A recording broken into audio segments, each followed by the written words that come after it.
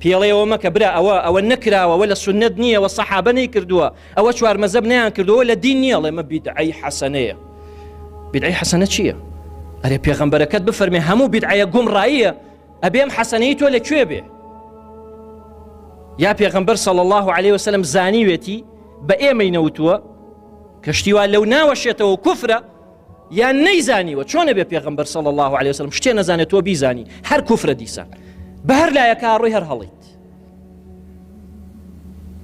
بۆیە فليحذر الذين يخالفون عن أمره أن تصيبهم فتنة.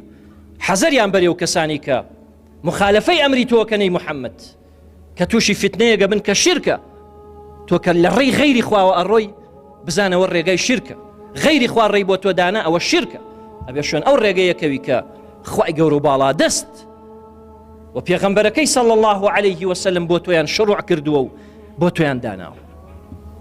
أن تصيبهم فتنة أو يصيبهم عذاب أليم. یانەوە تا تووشی سزایەکی زۆر بە ئێشە بن. ئای سبحان الله ئەم بیدعەیە لەناو خەڵک چەند ئاسانە بەڵام لە دینی خوا چەند گران و قورس و گەورەیە چەند قورسە سبحان الله زۆر گەورەیە.